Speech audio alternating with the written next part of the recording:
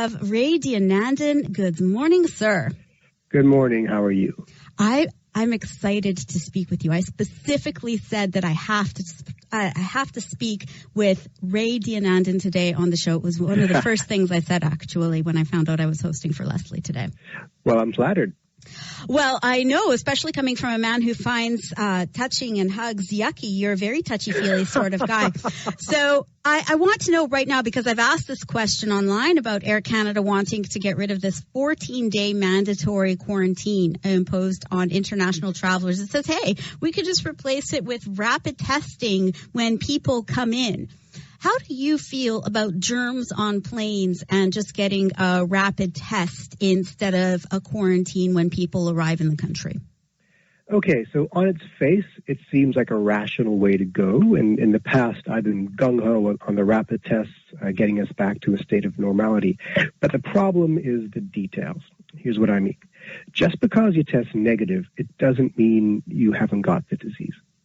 And there are many reasons for that. Many people got infected. Let's say you got infected in a different country, you get on the plane, you arrive, you test negative. It may be too early in the disease cycle to detect your infection. So suddenly we let you run wild in society and you develop your symptoms 2 days later, and now you're infectious and you're creating outbreaks. So the negative test is not useful in that sense. Also, we're finding that these rapid tests are not as good as we had hoped. The sensitivity and specificity that the laboratory testing had revealed was pretty high, but the real-life sensitivity and specificity are actually significantly lower, which means that they may be creating a lot of false positives and false negatives. And that's, of course, dangerous and problematic. So I would say it's not possible. Given our current technology and our current understanding of the disease and our rapid testing, it is not possible to do what Air Canada wants to do and still prevent outbreaks from happening as a result of incoming travelers. We're waiting today on an emergency meeting with the provincial cabinet, and it's expected that they're going to close down casinos, which, interestingly, they just opened, closed down strip clubs, but not casinos.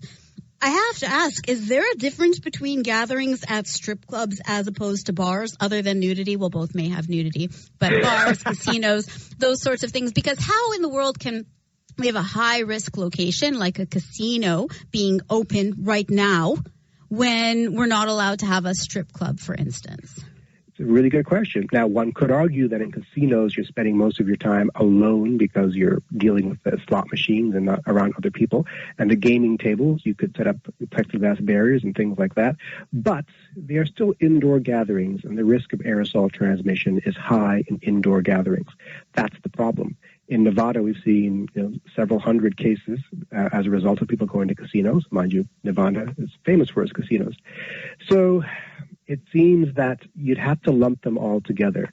Bars, strip clubs, casinos, possibly even indoor dining, simply because they are places where a lot of people gather indoors, and this disease has a significant aerosol component to its transmission. Last question for our epidemiologist friend, Ray Deonandan, as he's with us on Ottawa at Work. You know, we live in a more populous world right now, many more densely populated places than when we had the pandemics before. We also live with airplanes.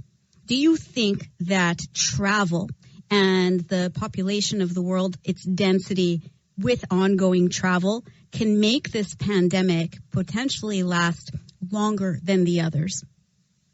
Well, this pandemic will come to an end when the vaccine is well distributed, right? So I'm not too worried about that. But travel and globalization are the accelerators for future pandemics without question, and we're going to get more of them.